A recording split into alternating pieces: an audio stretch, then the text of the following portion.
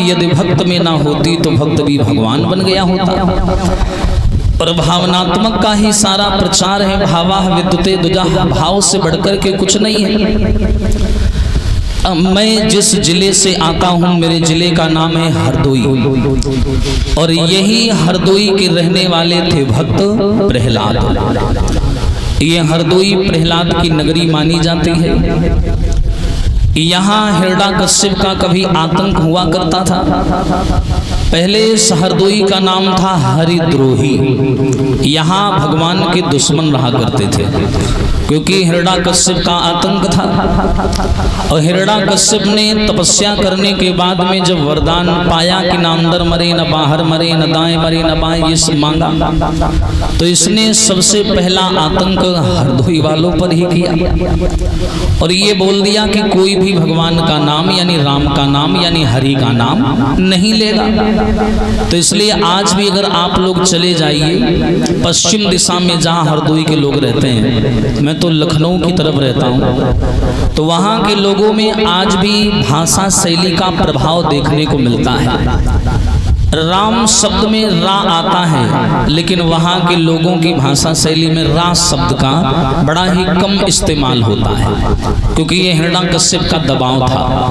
अगर वहाँ हम लोग कहेंगे मार देंगे तो वहाँ के लोग कहते मार दिए, रा खाए गए, रा नहीं निकलती उनके मुंह से। अगर हम लोग कहेंगे हरदी तो वो कहेंगे हद्दी, रा खाए गए। हाँ, रा निकलती नहीं मुंह से। अगर किसी का नाम भी है रमेश तो रा नहीं निकलेगी सीधे, और रमेश बढ़िया है, मेष मेष बोलेंगे। ये हाल है, ये हिरण्यकश्यप का दबाव है। आज भी वो भाषा शैली का प्रभाव दिखाई देता है। यहाँ हिरण्यकश्यप ये इतना पापी था। ये दो भाई थे, हिरण्याक्ष और हिरण्यकश्यप। ये हिरण्याक्ष एक बार पृथ्वी का नक्शा लेकर के पाताल में चला गया, तब भगवान विष्णु ने सूकर का भेष बना करके इसका वध किया। और वध करने के बाद में जब हिरण्याक्ष को मार दिया, उसी दिन से हिरण्यकश्यप और विष्णु भगवान की दुश्मनी बन गई। ये हिरण्यकश्यप पहले तो साधारण था, लेकिन एक बार ये तपस्या करने के लिए इसकी पत्नी का नाम था कयाधु। कयाधु समाज के लोगों गर्भवती थी, और ये हिरण्यकश्यप इतना प्रभावशाली था, इतना बड़ा तपस्वी था कि बड़े बड़े देवता इससे कांपा करते थे। तो एक बार हिरण्यकश्यप ने सोचा कि छोटी मोटी तपस्या करने से कुछ नहीं मिलेगा, एक काम करते हैं, बड़ी तपस्या करके ब्रह्मा जी को प्रसन्न करते हैं। उसके बाद में ऐसा वरदान मांगे जिससे हम पूरे आर्यावर्त यानी पूरे संसार को गुलाम बना लें। तो ये एक दिन तपस्या करने के लिए घर से निकला समाज के लोगों। जब ये घर से निकला तो रास्ते में एक पेड़ पर एक तोता बैठा हुआ था, और वो जो तोता था उसने जैसे ही हिरण्यकश्यप को देखा तो उसने तुरंत एक आवाज लगाई, क्या? अरे बोलो श्री राम जय राम जय जय राम।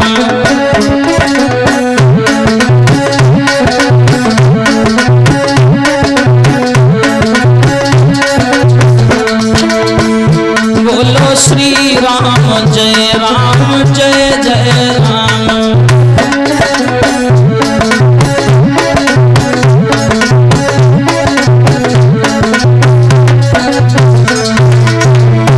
हरि कौशल्या के प्यारे राम,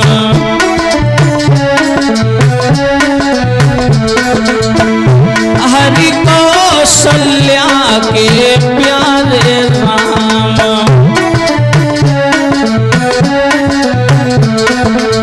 हरि बोलो दशरथ राज दुलारे राम।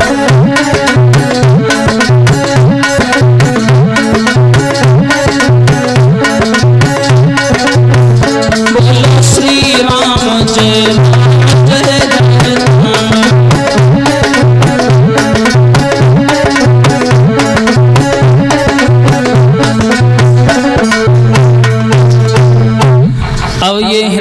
हिरण्यकश्यप के सामने वो तोता जो था वो राम राम कहने लगा। जब हिरण्यकश्यप ने राम नाम के शब्द को सुना तो उसे बड़ा बुरा लगा। उसने कहा तो ये तो असगुन हो गया, अब मैं नहीं जाऊंगा। ये लौट करके घर आया तो पत्नी कयाधु ने प्रश्न कर दिया, महाराज तुम तो तपस्या करने गए थे, लौट क्यों आए? इसने कहा कि मैं जब रास्ते से होकर के जा रहा था तो मुझे एक वृक्ष पर बैठा एक तोता मिला और वो राम राम जप रहा था। कयाधु ने जैसे ही अपने पति के मुंह से 2 बार राम राम सुना, कयाधु धार्मिक स्वभाव की थी, ये भगवान को मानती थी, उनकी पूजा भी करती थी। तो इसने जैसे ही 2 बार राम राम अपने पति के मुंह से सुना तो इसको बड़ा अच्छा लगा कि सारी जिंदगी ये पाप करते रहे, कम से कम 2 बार तो नाम लिया इन्होंने। तो कयाधु ने जानबूझ करके एक बार फिर पूछा कि महाराज वो तोता क्या कह रहा था? बोले राम राम कह रहा था। अब कितनी बार हो गया? 4 बार। बोले क्या कह रहा था महाराज? मैं सुनाई नहीं दिया। बोला हो मैं कह रहा हूँ वो राम राम राम राम कह रहा था। और राम राम उसने कई बार जप डाला। कयाधु ने अपने बुद्धि का प्रयोग करके अपने पति के मुंह से कई बार राम राम कहलवा लिया। नारी बुद्धि का प्रतीक होती है। नारी चाह जाए तो अपनी सात्विक बुद्धि का इस्तेमाल कर करके अपने घर को स्वर्ग बना दे, और वही नारी चाह जाए तो अपने कुमत के अंग का प्रदर्शन कर करके घर को नरक बना दे। बुद्धि का प्रतीक माना जाता है और इसीलिए बोला गया त्रिया चरित्रम पुरुषस्य भाग्यम दैवो न जानाति कुतो मनुष्यः। स्त्री का चरित्र और पुरुष का भाग्य ये दोनों कब बदल जाएं? दैवो न जानाति, देवता भी नहीं जानते, कुतो मनुष्यः, मनुष्य क्या है। यहाँ पर कयाधु ने कहा महाराज इसका मतलब फिर आप तपस्या करने भी नहीं जाओगे? बोले जाएंगे, थोड़ा इंतजार करो फिर जाएंगे। कुछ समय व्यतीत हुआ, उसके बाद में ये हिरण्यकश्यप जो था फिर तपस्या करने के लिए चला गया। लेकिन इस बार हिरण्यकश्यप ने अपना रास्ता बदल दिया, दूसरे रास्ते से गया और जाकर के ब्रह्मा जी की विशाल तपस्या की। और तपस्या करने के बाद में इसने इतनी विशाल तपस्या की कि इंद्र का सिंहासन हिलने लगा। और क्या किया? अरे की ब्रह्मा जी को ध्यान, दीन ही तन की याद भुलाई।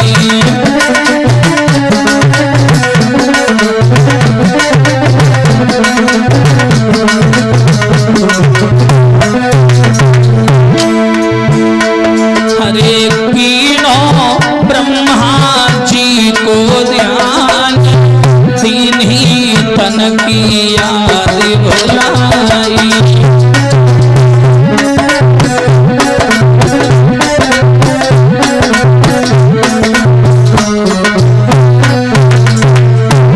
क्या किया इसने? जाने जब समाधि लगाई तब इंद्र गयो घबराई।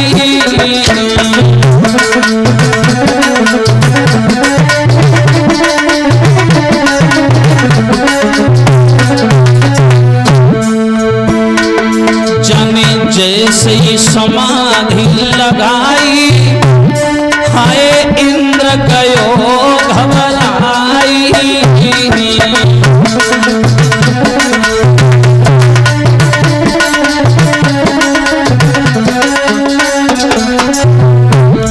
इंद्र घबरा गया और मन में ये विचार करने लगा, अरे अब तो संकट में मेरे प्राण, तीन ही तन की याद।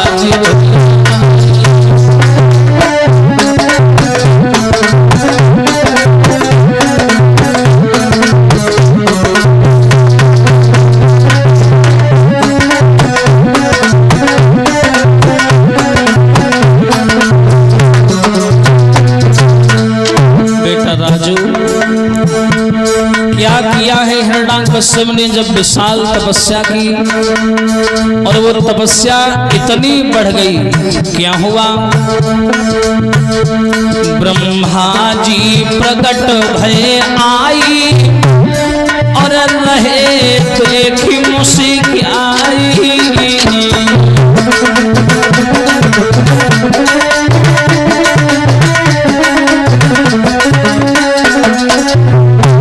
और ब्रह्मा जी कहने लगे हिरण्यकश्यप, अरे बेटा मांग ले ओ वरदान, दीन ही तन की याद।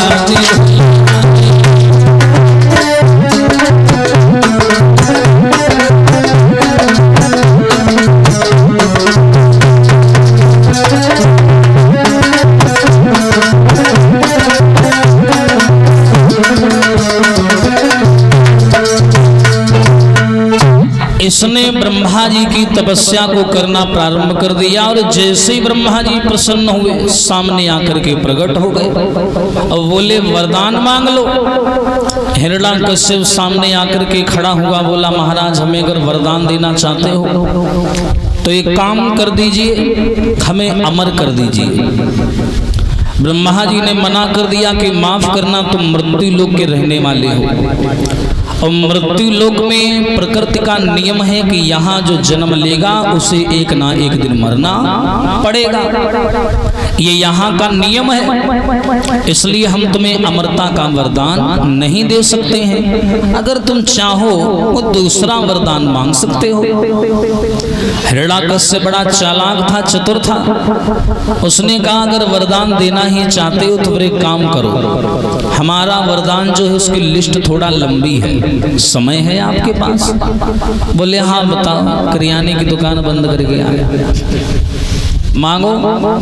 बोला महाराज और कुछ नहीं चाहिए, इतना वरदान दीजिए न अंदर मरे न बाहर मरे न ऊपर मरे न नीचे मरे, न दिन में मरे न रात में मरे, न नर से मरे न पशु से मरे, न अस्त्र से मरे न शस्त्र से मरे, न साल के 12 महीनों में मरे।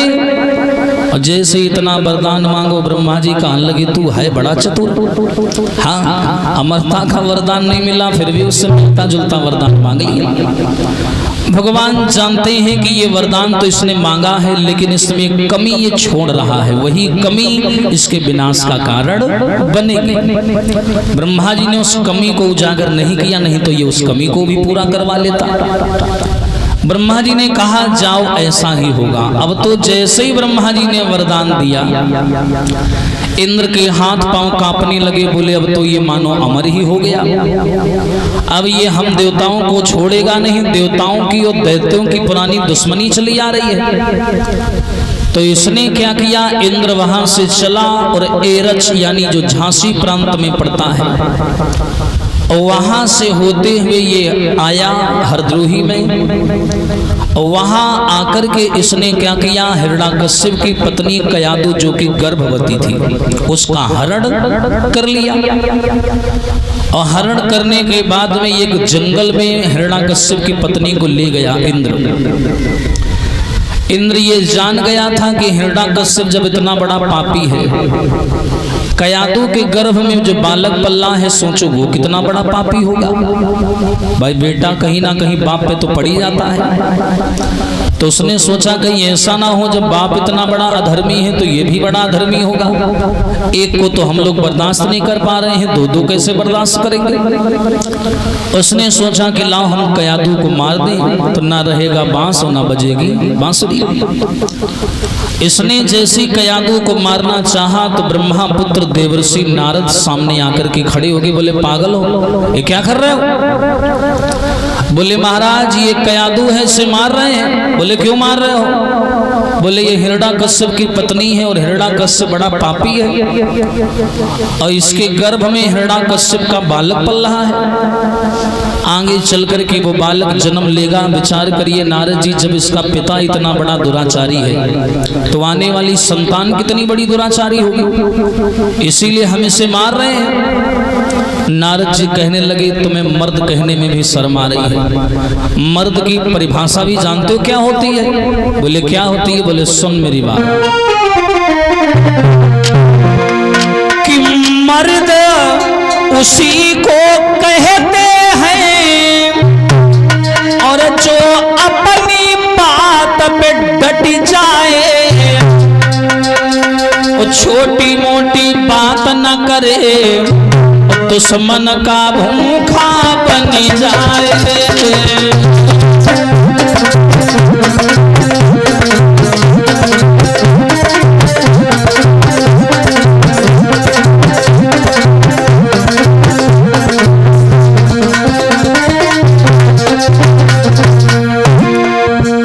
हिरण्यकश्यप मर्द उसे नहीं कहते जो नारियों पर हाथ उठाए, नारी पर हाथ उठाने वाला पुरुष कायर होता है। और तुम्हें मालूम है मर्द उसी को कहते हैं जो अपनी बात पर डट जाए और किसी से दुश्मनी हो जाए तो दुश्मन की खून का प्यासा बन जाए। और तुम्हें मालूम है वो मर्द नहीं कहलाता है जो हाथ उठाए नारी पर। अरे राजन तुमको मालूम नहीं, अरे नारी चढ़ी गई त्रिपुरारी पर।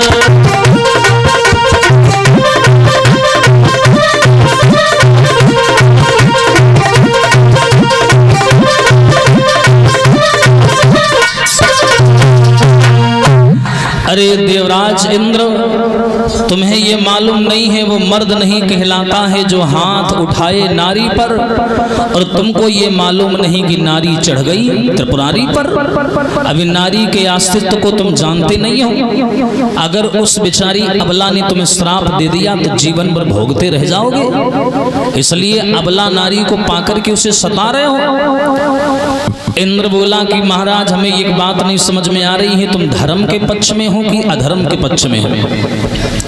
नारद ने कहा मेरा भी नाम देवर्षि नारद है, मैं ब्रह्मा का पुत्र हूँ, मैं अधर्म के पक्ष में क्यों जाऊंगा, मैं धर्म के पक्ष में हूँ। बोले महाराज ये कयादू तो हिरण्यकश्यप की पत्नी है, फिर आप धर्म के पक्ष में कैसे हुए।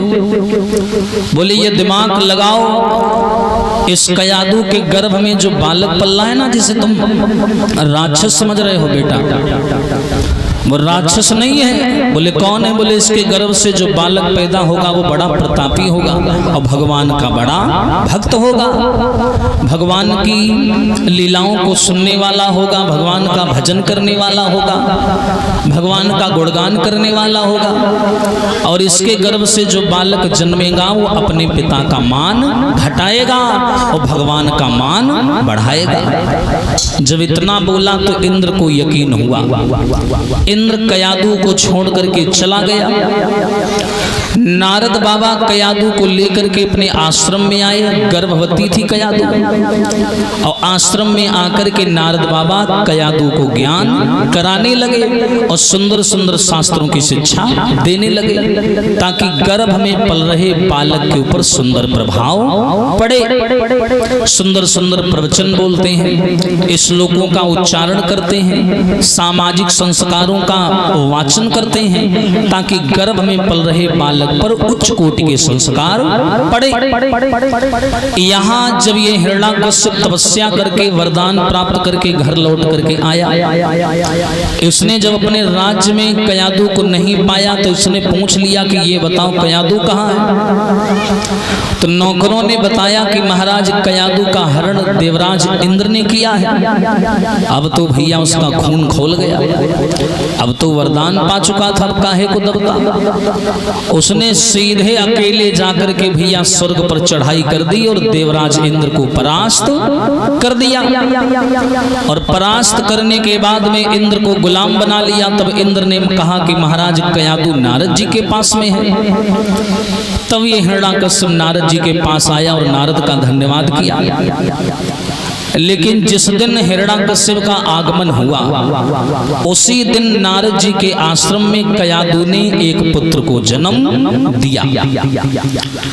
उस बच्चे का नाम संस्करण किया है देवर्षि नारद ने, और उस बच्चे का नाम रखा है भक्त प्रहलाद। बोलिए सच्चिदानंद भगवान की।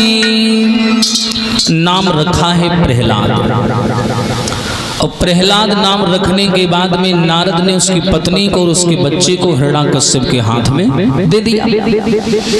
हिरण्यकश्यप अपने बच्चे प्रहलाद और अपनी पत्नी कयाधु को लेकर के घर आ गया। धीरे धीरे करके समाज के लोगों जब ये प्रहलाद बड़े हुए तो इनके राज्य में, इनके शासन में केवल एक ही आदमी की पूजा होती थी और वो था हिरण्यकश्यप। इसी को जनता के लोग भगवान मानते थे, इसी की पूजा करते थे। तो प्रहलाद को भी ये लगता था कि हमारे पिता ही भगवान हैं, क्योंकि अभी प्रहलाद को शास्त्रों का ज्ञान और ईश्वर का ज्ञान नहीं था। इनको ये लगता था कि हमारे पिता भगवान हैं, उनसे बड़ा कोई नहीं है। प्रहलाद पढ़ने लिखने के लिए जाने लगे। शुक्राचार्य जी के 2 पुत्र थे, नाम थे संडा और मर्ग। इनके यहाँ पर प्रहलाद को पढ़ने के लिए हिरण्यकश्यप ने भेज दिया। अब ये वहां जाने लगा। एक दिन जब ये प्रहलाद पढ़ने के लिए अपने साथियों के साथ जा रहे थे तो मार्ग में, जिस मार्ग से प्रहलाद जाते थे, वहां पर कुसुम लता नाम की कुम्हारिन का घर पड़ता था। ये कुसुम लता नाम की कुम्हारिन जो थी, ये करुण क्रंदन कर रही थी, रो रही थी। तो प्रहलाद ने अंदर घुस करके देखा तो क्या देखा कि ये कुम्हारिन बैठी है और बार बार चिल्ला करके नारायण का नाम ले रही है कि अवाढी नारी कुमारी और बैठी गो रटी रही हरि को नाम।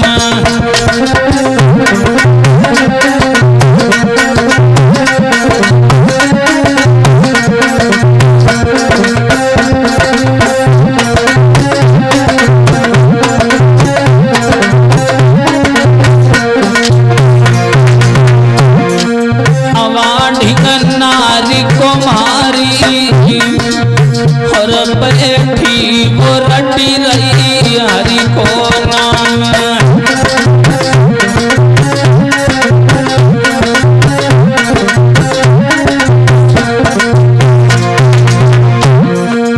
प्रहलाद ने देखा वो कुसुम लता नाम की कुम्हारी जिसके पति का जवानी में निधन हो गया था, ये कुम्हारिन बैठी अवा के पास रो रही है, जिसमें 4 बिल्ली के बच्चे पड़े रह गए थे। अवा जला दिया, बच्चे मर गए हैं। आज उन बच्चों की जान के लिए ये गुहार लगा रही है भगवान से। क्या समरिया भज के आए जइयो कन्हैया,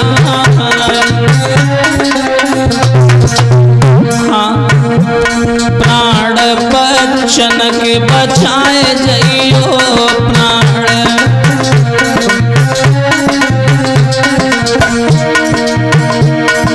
अरे रोए रोए दशा बिगारी, अरे रोई रोई दशा बिगारी, बैठी वो रटी रही हरि को नाम।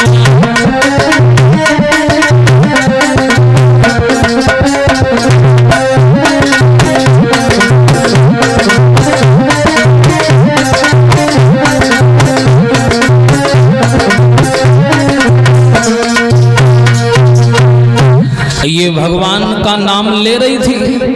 प्रहलाद ने जैसे नारायण का नाम सुना, कुम्हारिन के सामने पहुंच गए और जवाब दिया, क्यों बुढ़िया तेरा दिमाग खराब है, किसका नाम ले रही है? बुढ़िया ने कहा कि मैं नारायण का नाम ले रही हूँ। प्रहलाद बोले, तुझे मालूम है इस पूरे गांव में, इस पूरे राज्य में केवल एक ही भगवान है, वो है हमारे पिता। तुझे तो हमारे पिता का नाम लेना चाहिए, तो किसका नाम नारायण का ले रही है? तुझे मालूम भी अगर हमारे पिता को भनक लग गई तो फांसी पे चढ़वा देंगे। एकदम से जवाब दिया, बेटा तुम्हें भी ज्ञान नहीं है, तुम जिसे भगवान कह रहे हो भगवान नहीं शैतान है। तुम्हारे पिता ने लाखों निर्दोषों को मारा है, गैयों को कटवाया है। ऐसा अधर्मी नीच आदमी कभी भगवान नहीं हो सकता।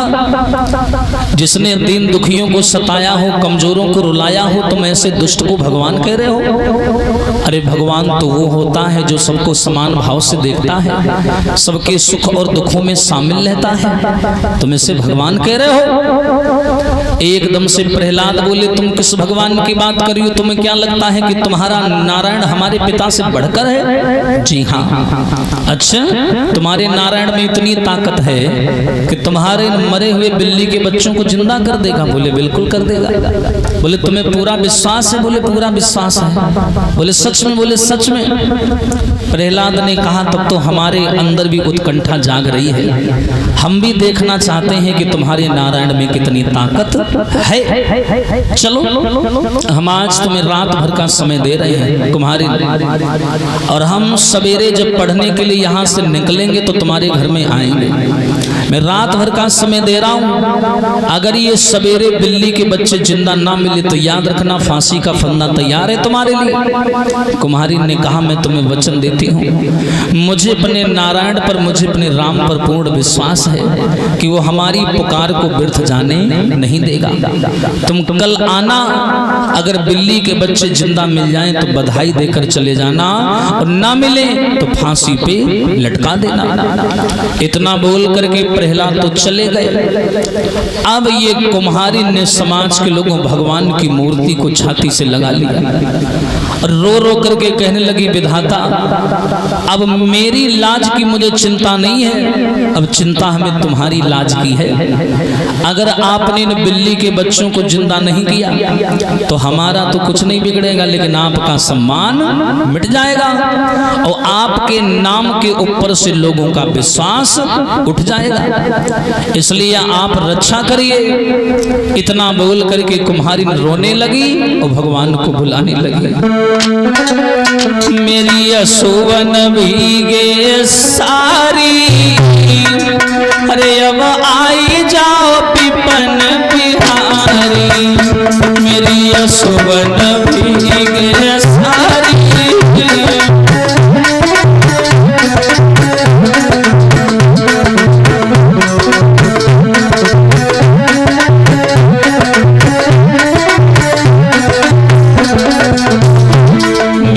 सुवन भीगे सारी, अब आई जाओ पिपन बिहारी। मेरी सुवन भीगे,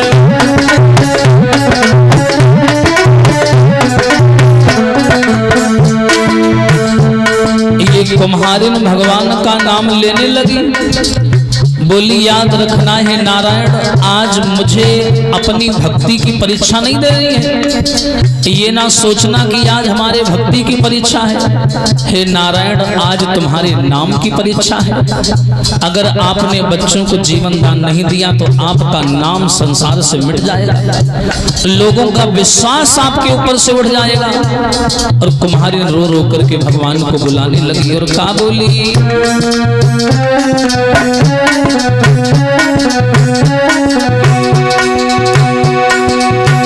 मेरी टेर सुनो भगवान, मेरी टेर सुनो भगवान, निकल आई के लाज बचाए जइयो।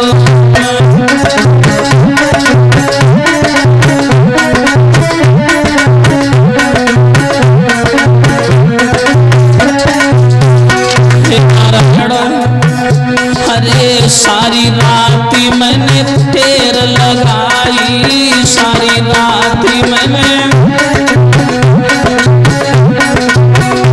अरे रोए रोए मैंने सुध बुध भुलाई, रोए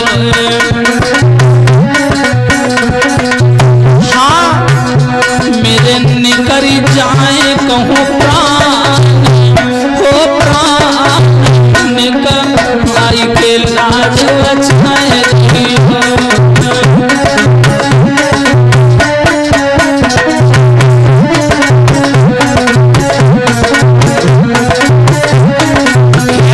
मेरी टेर सुनो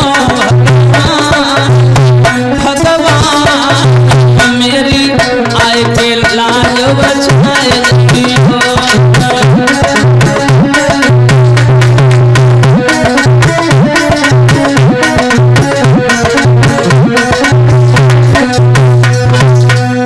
सारी रात कुम्हारी ने चिल्लाती रही, भगवान को बुलाती रही। इतना रोई कि शरीर की इंद्रियां शिथिल पड़ गई, मैदे का थैला फूट गया, कर्मेंद्रियां, जितेंद्रियां, इंद्रियां ये सब की सब काम करना बंद पड़ गई। ये मान के चलो कुम्हारिन का अंतिम समय आ गया। सवेरा हो गया, कुम्हारिन बेहोश पड़ी थी। समय के हिसाब से प्रहलाद निकले और अपने साथियों के साथ में जैसी प्रहलाद गली से गुजरे, कुम्हारिन कुसुम लता का घर मिल गया। ये कुम्हारिन के घर के अंदर जाने लगे, कह दिया अपने मित्रों से कि चलो मैंने कल कुम्हारिन को एक रात का समय दिया था, चलो भाई देखते हैं।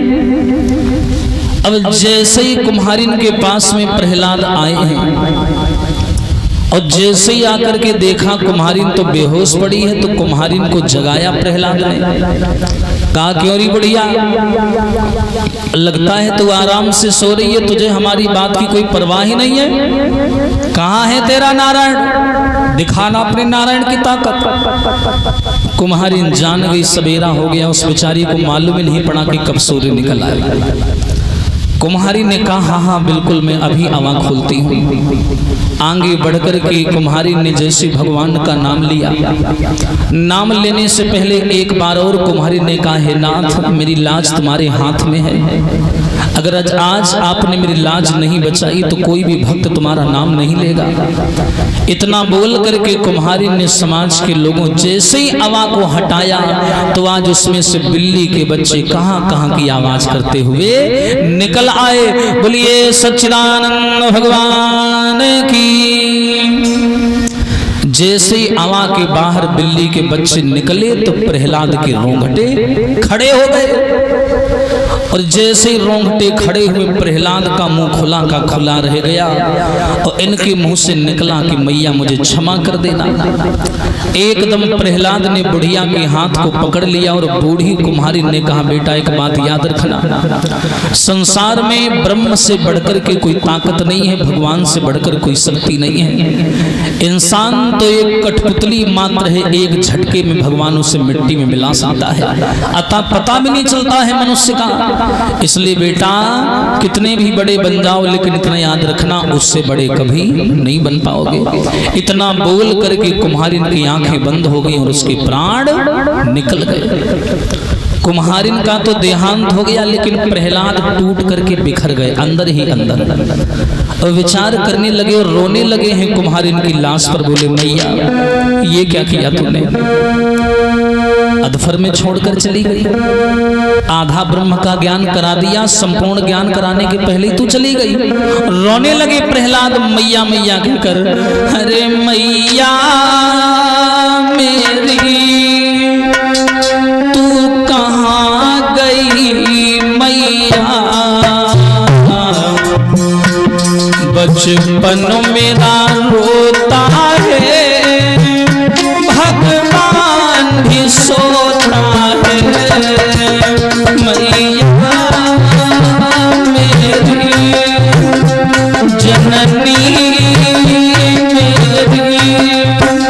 तू कहाँ गई मैया, बचपन मेरा रोता है भगवान भी सोता है।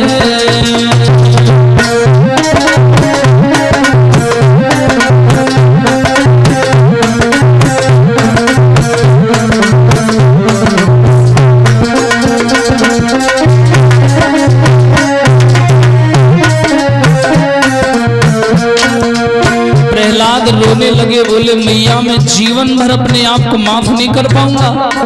मैंने तुमसे कितना गलत तरीके से बात की, मैंने तुमको कितना गलत बोला, लेकिन मैया मैं आज जान गया कि भगवान से बढ़ के कुछ नहीं है माँ, लेकिन तुम हमें छोड़ करके चली गई, मैं अपने आप को कैसे संभालूंगा। भगवान बड़ा निर्दयी ये हमने जाना है, मैया गई छोड़ चली हमको, मेरा कोई न ठिकाना है, मैया मैया मेरी जननी मेरी तू कहाँ गई मैया, बचपन मेरा रोता है भगवान भी सोता है।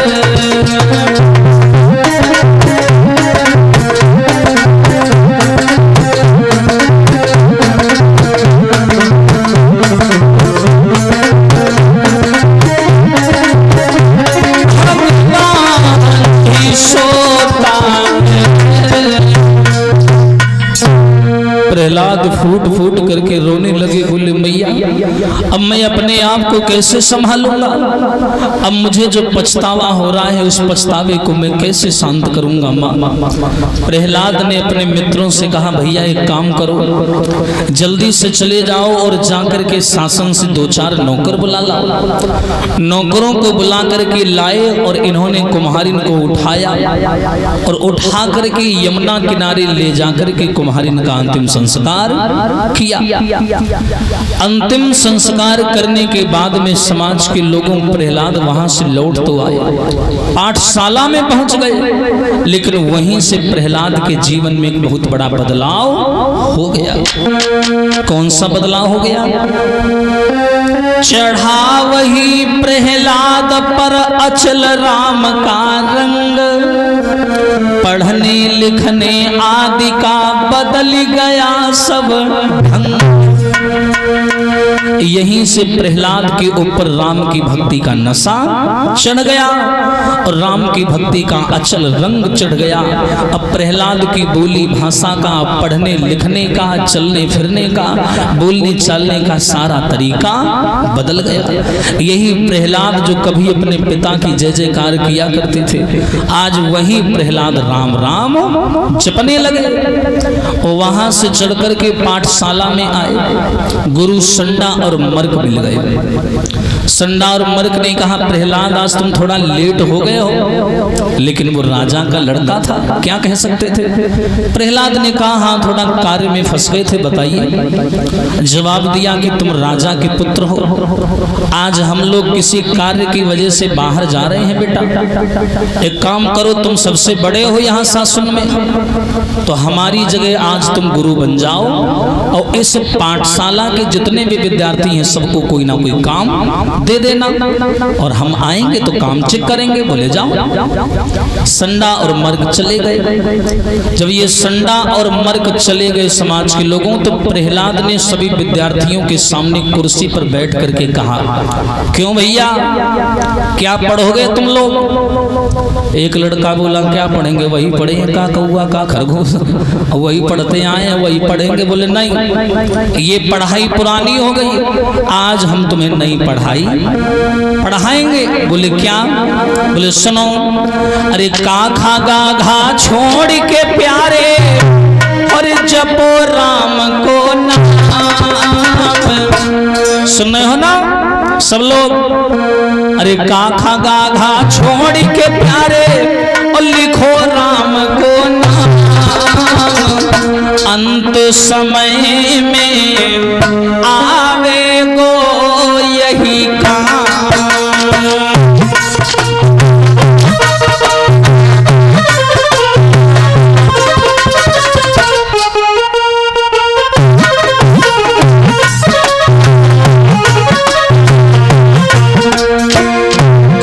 ए भैया, अरे का खगा घा छोड़ के प्यारे लिखो राम को नाम, अंत समय में आवे गो यही काम।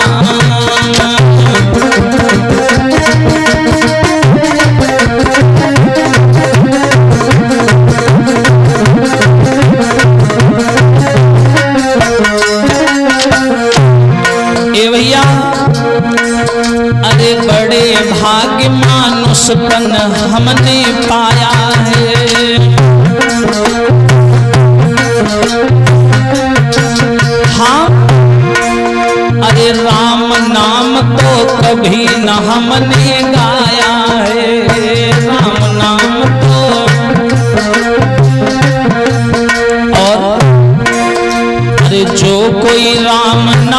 जपता है वो पावे आराम, अंत समय में आवे वो यही काम।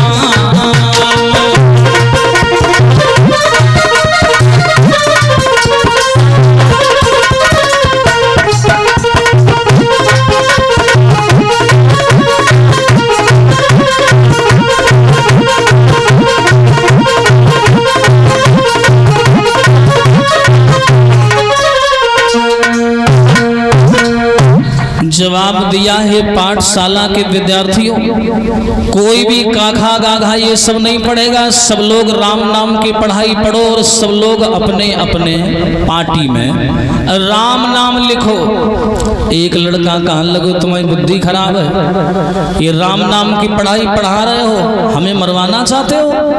अरे तुम तो भैया राजा के लड़का हो, तुम तो बच जाओगे, हम कहाँ जाएंगे, हम तो मार दिए जाएंगे।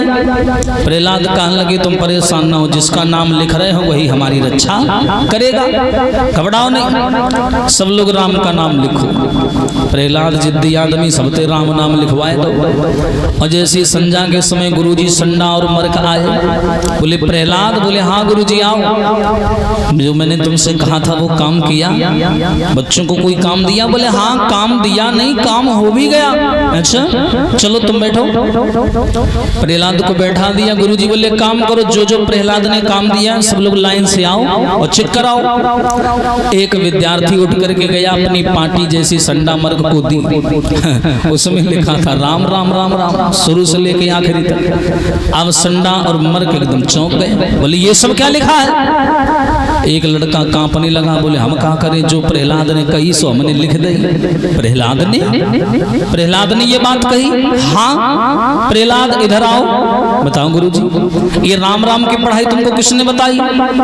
प्रहलाद बोले ये पढ़ाई कोई बताने वाली बात थोड़ी ना है, ये तो मानवता के नाते और मानव होने के नाते हर इंसान का धर्म बनता है कि वो राम राम जपे, इसमें बताने वाली क्या बात है? गुरुजी जानेंगे जो हो गई इनकी पढ़ाई बीए में हो गई इनकी। हाँ गुरुजी ने हाथ पकड़ा और लेकर के चले और हिरण्यकश्यप के सामने आए, प्रहलाद को लेकर के आए और हिरण्यकश्यप के सामने प्रस्तुत कर दिया। हिरण्यकश्यप बोला क्या है, इसको यहाँ लेकर के क्यों आए हो? बोले महाराज ये पढ़ गया जितना पढ़ना था। बोले क्या हुआ? बोले महाराज ये राम राम की पढ़ाई पढ़ने लगा, इसको पता नहीं किसने भड़का दिया। तो हिरण्यकश्यप ने देखा सामने हमारा बेटा है, मुस्कुराने लगा। हिरण्यकश्यप बोला कोई बात नहीं, ये गांव जवार में खेलने के लिए जाता है तो गांव में हमारे आधे दुश्मन तो वहीं जलने वाले, किसी ने इसको भड़का दिया होगा, राम नाम की पढ़ाई बता दी होगी। कोई बात नहीं गुरुजी आप जाओ, हम इसे समझा देंगे। अब गुरुजी तो चले गए, हिरण्यकश्यप ने प्रहलाद को गोद में लिया और बड़े प्यार से पुचकार करके बोला बेटा ये राम नाम की पढ़ाई तुमको किसने बताई? तुम्हें मालूम है ये राम कौन थे? बोले कौन थे? कहा बेटा जो हमारे बड़े भैया थे ना हिरणाक्ष तुम्हारे चाचा, इसी राम ने तुम्हारे चाचा को मारा था, ये हमारा दुश्मन है, दुश्मन का नाम नहीं लेते। एकदम से प्रहलाद नीचे उतरे गोदी से कहने लगे पिताजी तुम अज्ञानी हो, आदमी का दुश्मन आदमी हो सकता है, भगवान नहीं हो सकता। भाई नर और नारायण का क्या जोड़ा है हमें कोई बताए? आदमी इंसान का दुश्मन इंसान हो सकता है, भगवान थोड़ी हो सकता है। जो ये शब्द सुने जवाब दिया तो बोले राम सबसे बड़े हैं। अब मैं तो कहता हूँ पिताजी राम को छोड़ो, राम से बड़ा राम का नाम, जो बोले सो पाए आराम। इतना बोला तो हिरण्यकश्यप ने आगे बढ़कर प्रहलाद को उठा करके जमीन पर पटक दिया। कहा दुष्ट कहीं का, तुझे शर्म नहीं आती? तो हमारे सामने खड़ा होकर के हमारे दुश्मन का नाम ले रहा है और मेरे मना करने के बाद मुझे ज्ञान दे रहा है। एक बात याद रखना प्रहलाद, मैंने आज तक राम का नाम लेने वाले को जिंदा नहीं छोड़ा, चाहे वो घर का हो चाहे बाहर का हो। अब तेरा भी नंबर है, चल। प्रहलाद का हाथ पकड़ा, घसीटते हुए गुस्सा में हिरण्यकश्यप अपनी पत्नी के सामने लाया। कयाधु बेचारी बैठी थी, पति को गुस्सा में देखा, डर गई, बोले क्या हुआ स्वामी, क्या किया प्रहलाद ने? बोले क्या किया? अरे हमने तो सोचा था कि हमारे घर में सपूत पैदा होगा, ये तो कपूत पैदा हो गया। बोले क्यों? बोले ये हमारे दुश्मन का नाम ले रहा है। हाँ, एक काम करो कयाधु, अगर सच में तुम हमारी पत्नी हो और वास्तव में तुम हमें चाहती हो तो आज ही इसको जहर दे करके मार दो। इतना बोल करके हिरण्यकश्यप चला गया। अब तो कयाधु बेचारी बीच में फंस गई, आगे कुआ पीछे खाई हुए आदमी, ये बेटा करे तो करे क्या? जहर दे करके मारती है तो बेटा चला जाएगा, नहीं मारती है तो पति चला जाएगा, क्या करे? बीच में फंस गई। इसलिए वो अपने बेटा को समझाने लगी, बोली लाओ हम ही समझा दें, हो सकता मान जाए। तो कयाधु ने गोद में ले लिया, कहा बेटा ये राम नाम न लिया करो। हाँ, ये राम ने तुम्हारे चाचा को मारा था, इसलिए क्यों बेटा अपने पिता से दुश्मनी मोल ले रहे हो? तो एकदम से प्रहलाद बोले, मैया एक बात कहूं क्या? अरे छोड़ेंगे ना हम हरि का नाम यो मैया, मरते दम तक छोड़ेंगे ना हम हरि का नाम यो मैया, मर राम नाम प्यारो, पिताजी मोए मति मानो, राम नाम।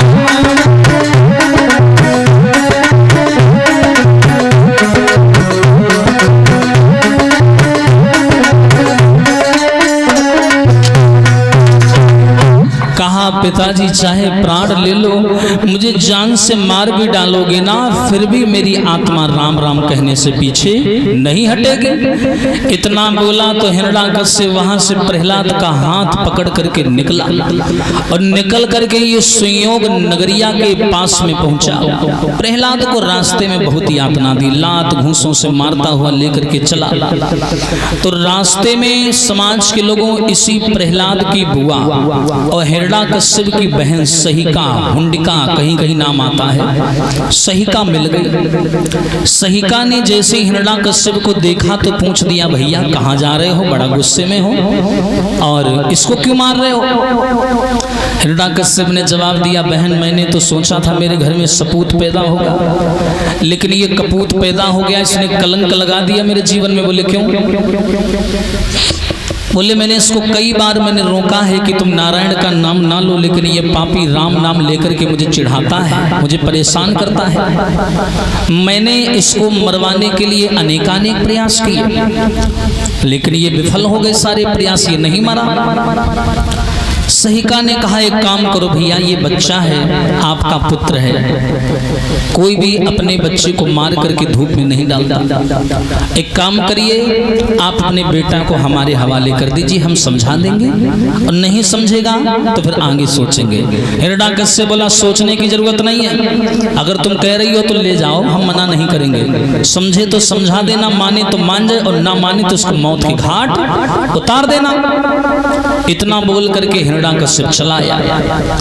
अब ये सहिका प्रहलाद को लेकर के अपने घर आई और घर आने के बाद में प्रहलाद को गोद में बिठा लिया, कहा बेटा तुम्हें मालूम है इसी नारायण ने, इसी राम ने तुम्हारे चाचा को मारा था और तुम अपने दुश्मन का नाम ले रहे हो। तो प्रहलाद ने ऐसी बात बोल दी कि सहिका की हालत खराब हो गई। प्रहलाद बोले कि तुमको ये बात याद है, लेकिन एक पुरानी बात तुम भूल गई हो बुआ। बोले कौन सी बात? तो प्रहलाद बताने लगे, क्या कि जाने चाचा को मारो है और वो तो ईश्वर खास हमारो है। ए बुआ जाने फूफा को मारो है,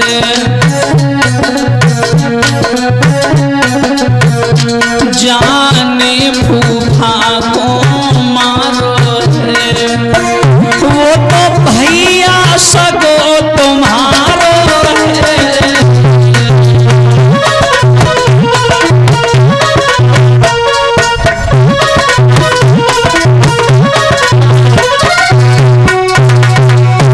ए बुआ जी हाँ हाँ।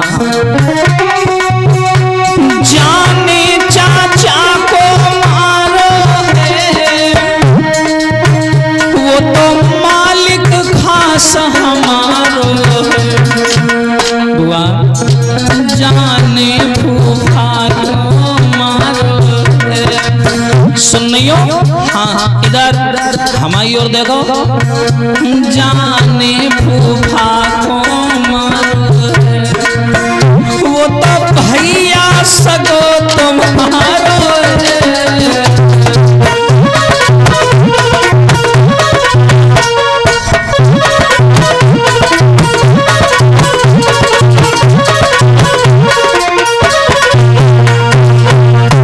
जवाब दिया कि जिसने चाचा को मारा है मान लिया वो तो मेरे भगवान है, मेरे स्वामी है, लेकिन तुम्हारे पति यानी फूफा को जिसने मारा वो तो तुम्हारा सगो भैया है। तुम तो आजो रिश्तेदारी चला रही, जैसे मिल जाओ दांत न पोरल लगती है। तुम तो रिश्तेदारी चला रही हो, ये तुम भूल गई तुम्हारे पति को हमारे पिता यानी तुम्हारे सगे भाई ने मार दिया था। हाय इतना बोला तो सहिका खड़ी हो गई, प्रहलाद को गोदी से हटा दिया। एकदम सहिका को पुरानी बात याद आ गई। ये सहिका के पति का नाम था विप्रचित राक्षस।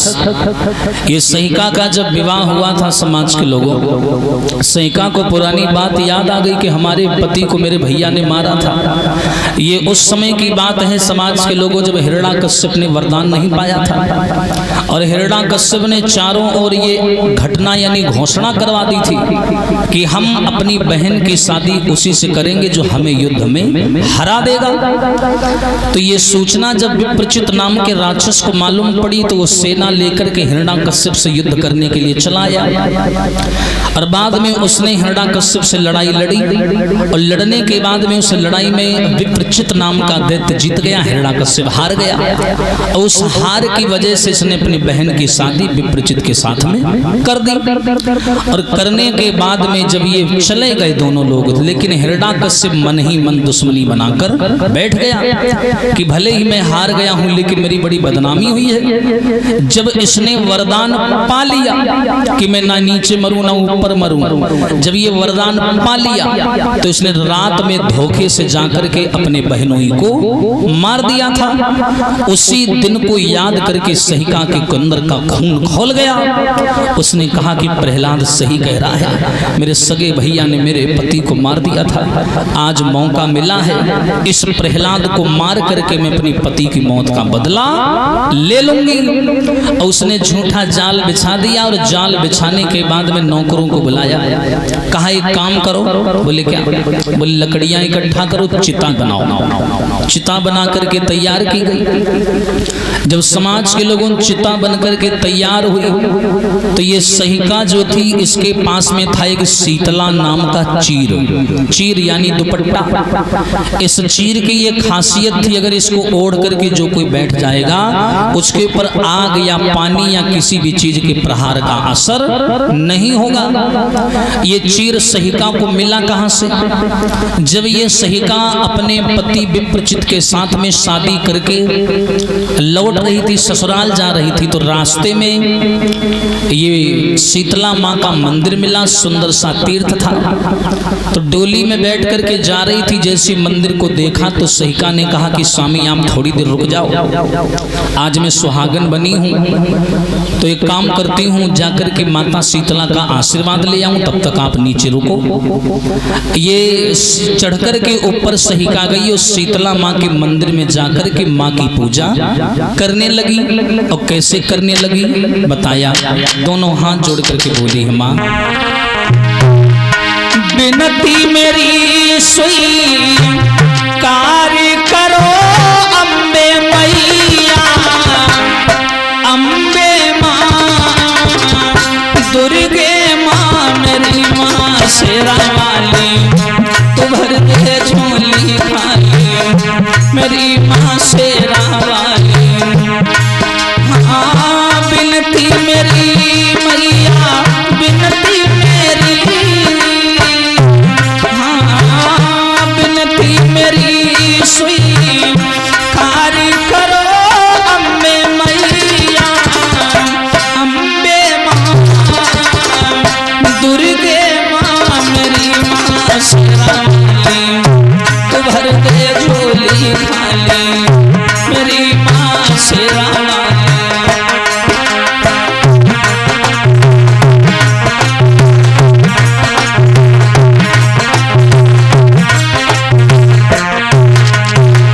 और मैया सतियों के मैया तुमने सत को संवारा,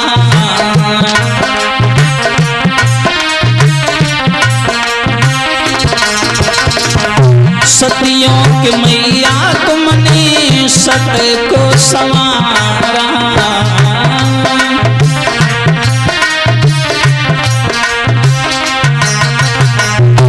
मुश्किल से पाया मैया तेरा द्वारा,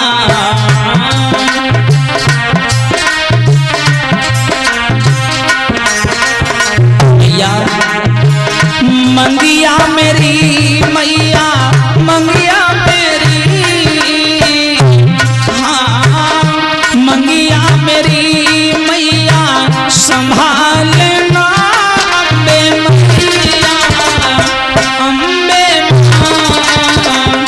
दुर्गे माँ मेरी माँ शेरा वाली, तू भर दे झोली खाली, मेरी माँ शेरा वाली।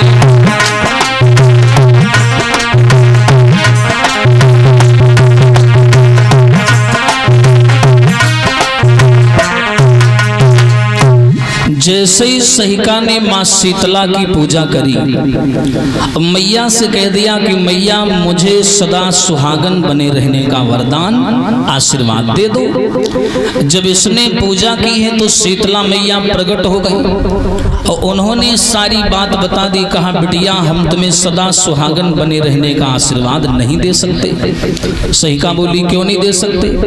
बोले इसलिए नहीं दे सकते हैं क्योंकि तुम्हारे पति की मौत बहुत जल्दी होने वाली है, तुम्हारे पति की ज्यादा उम्र नहीं है। बोले क्यों? बोले इसलिए तुम्हारे पति को कुछ दिन के बाद में तुम्हारा सगा भाई आकर के मार देगा, इसलिए हम तुम्हें सदा सुहागन बने रहने का वरदान नहीं दे सकते। इतना बोला तो सहिका रोने लगी, वहीं हाथ से तलवार छीन करके अपने गर्दन पर रख ली। कहा मैया अगर ऐसा हुआ तो मैं अपने प्राण यही दे दूंगी, ससुराल नहीं जाऊंगी। तो मैया शीतला जो थी वो बड़ा परेशान हो गई। बोली अच्छा तुम दुखी ना हो, एक चीर मैं तुम्हें तुम्हारे हाथ में दे रही हूँ, उस चीर का नाम है शीतला चीर। इसको लेकर के जाओ और इसको अपने पति के शरीर से हमेशा बांध करके रखना।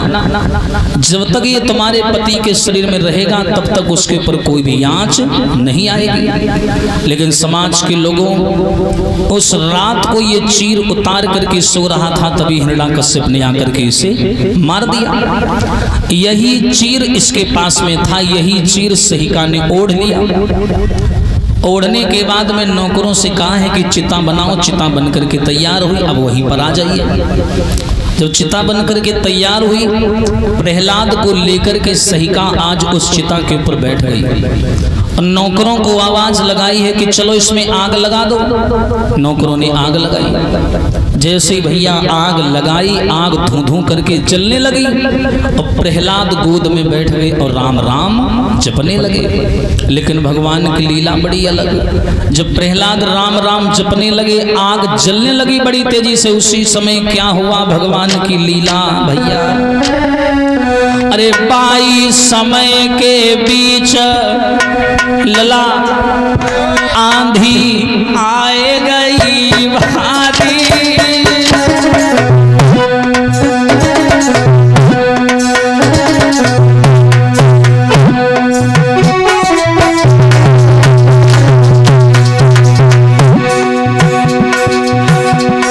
प्रहलाद बैठे हैं गोद में, सहिका चीर ओढ़ करके बैठ गई।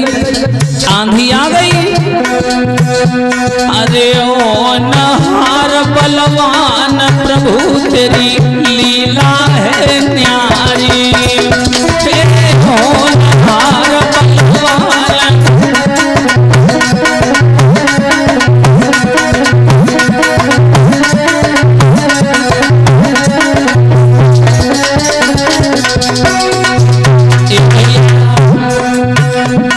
अचानक से आंधी चली और आंधी का झोंका इतनी तेजी से आया, बताया कि झोंका तेज आयो है। एक हवा का झोंका लगा और उस हवा के झोंके से इस सहिका का चीर उड़ा। अरे उड़ो सहिका को चीर तुरंत बेटा पे आयो है। उड़ो सहिका को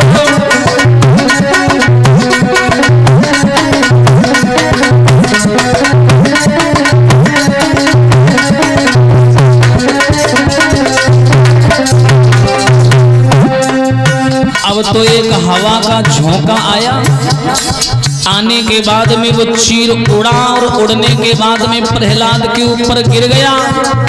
अब बुआ जी बरन लगी, चिल्लान लगी, बचाओ बचाओ। नौकरन ने सोची बुआ जी कह रही और कंडा लाओ। हाँ, अब बेचारे नौकर और कंडा झोंकन लगे। बुआ जी कहाँ लगी, मरी परे कह रहे बचाओ। वे कह रहे बुआ जी कह रही और ईंधन लाओ। वही हुआ। अरे प्रभु ने खेल दिखाए दियो,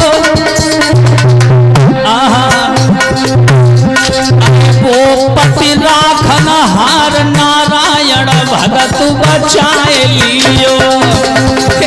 वो पति राखन हार नारायण भगत बचाए।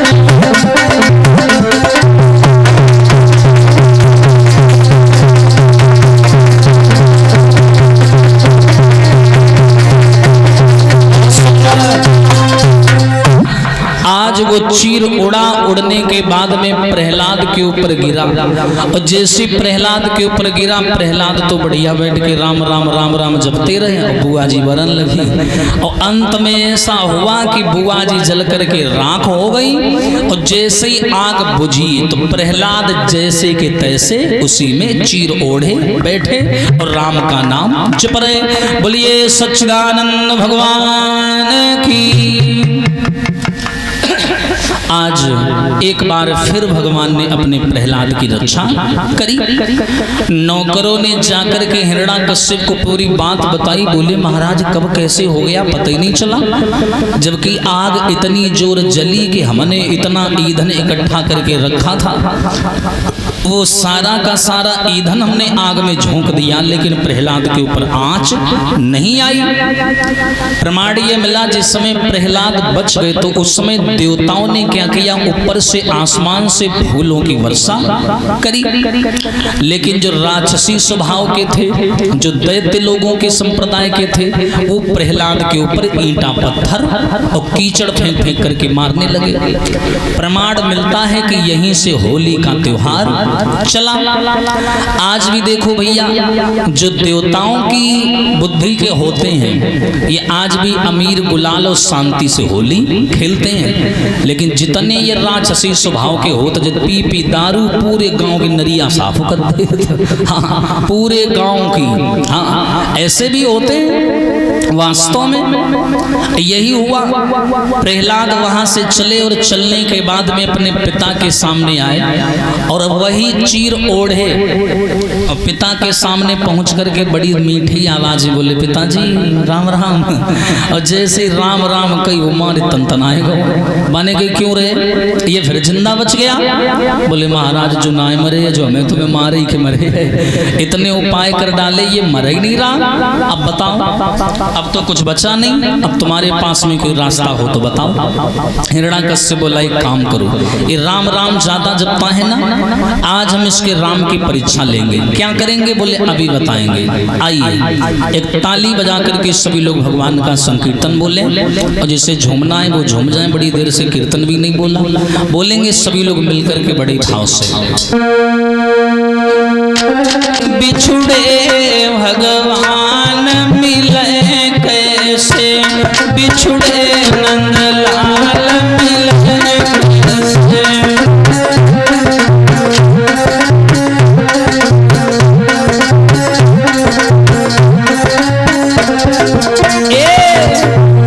बिछुड़े भगवान मिले कैसे,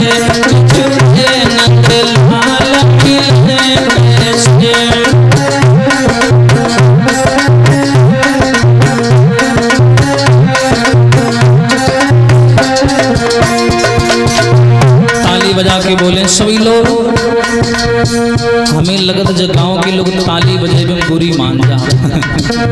हाँ कोई बात नहीं, हमें काम कह दे तो बजाओ, तुम्हारी मर्जी है, बजाओ सभी लोग। अरे बिछुड़े भगवान मिले कैसे, बिछुड़े नंदलाल मिले कैसे।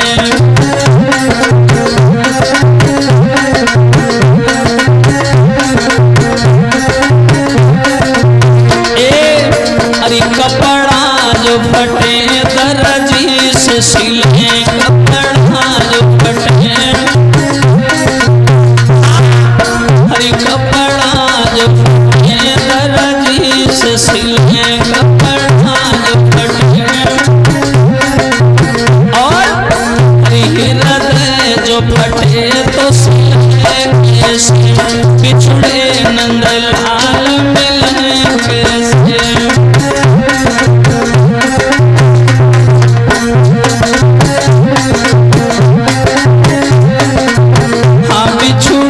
घनश्याम मिले कैसे, बिछुड़े नंदलाल मिले कैसे।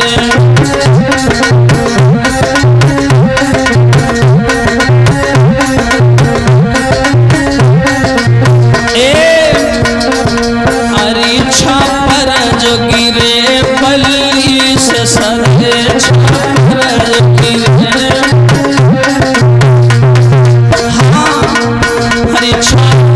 जो गिरे पल्ली से सरे,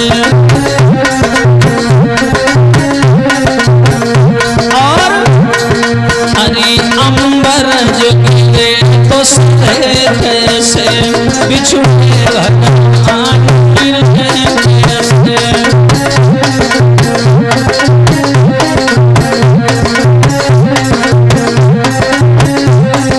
हाँ बिछुड़े नंदलाल मिले कैसे, बिछुड़े नंदलाल मिले कैसे।